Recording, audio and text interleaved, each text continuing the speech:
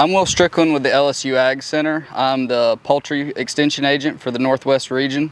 And today we're going to talk a little bit about water distribution over our pads, why we want proper water distribution, some easy ways to tell if you have it, and some reasons that might be causing you distribution issues in our pad systems.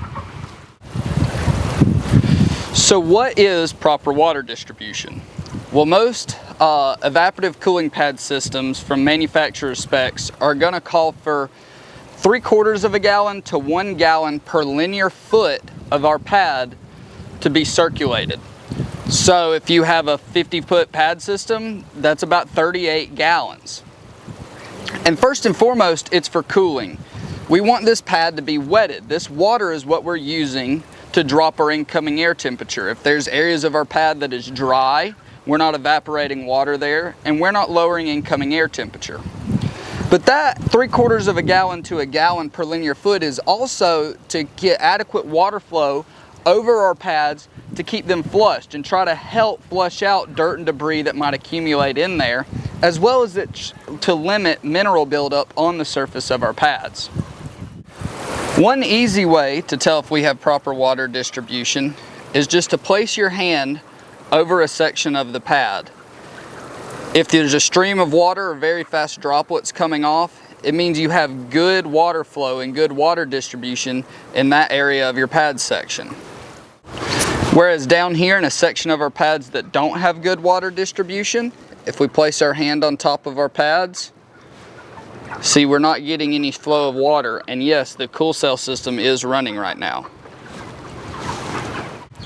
This section of our pad also shows us another way that we can tell if we have good water distribution. If you noticed earlier in the video, in the section that we were in where we had good water distribution, the whole pad was wetted. We didn't see streaking. And what I mean by that is these streaks of dry section of our pad that we're seeing here. This is a telltale sign that we don't have adequate water distribution over this section of our pad. Another way that we can tell if we have proper water distribution is our water column, or the height that our water is coming out of our header pipe. It's going to vary based on manufacturer's specs for hole size, pipe size, hole spacing, but usually it's somewhere between 6 to 16 inches of minimum water column. Here we see that the water coming out of our header bar isn't even touching our spreader bar up here. And so we have less than 2.5 inches of water column down here at the end of our pad furthest from our cool cell pump. Down here closer to our cool cell pump, we see that we have much higher water column, and that these water coming out of our holes in our header pipe is hitting our spreader bar and fanning this water out like it was supposed to do and designed to do. So why do we have distribution issues? Well, one of the first reasons can be pump sizing, right? We take our 50-foot pad example, we need 38 gallons per minute. But if you bought a pump that's just rated for 38 gallons per minute straight out of the pump, it's probably not going to do that on your cool cell pad system. And that's because it takes work to pump that water up 5-6 feet. It takes work to go through every fitting, every valve, every elbow, and it takes work to push that water down our cool cell header pipe. So we need to make sure that that pump is sized correctly to give us our flow rate after it does all of that work. Another issue can be location. We have a fairly long cool cell pad system here. It's 80 foot long, and we have one pump on the end of it.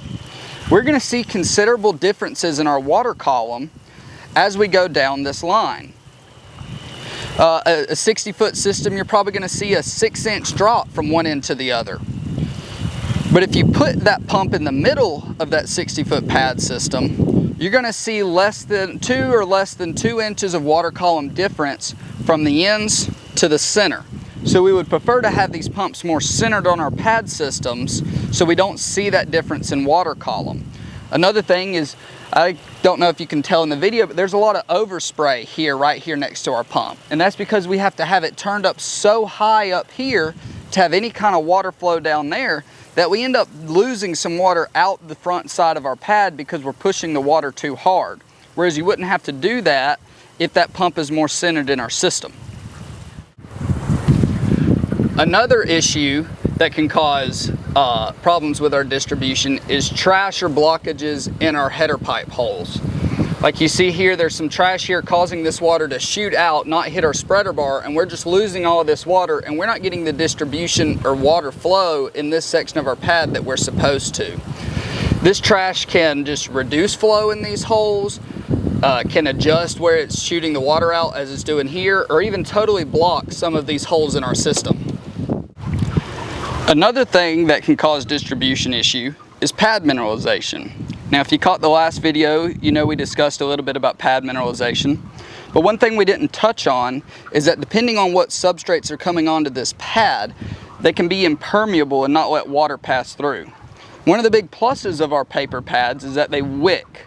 They allow moisture to come up and it will spread it out through the pads. But if we can't get to that paper core because it's encrusted with minerals, it can decrease our pad wicking ability and even sometimes our cooling efficiency of our cool cell pads.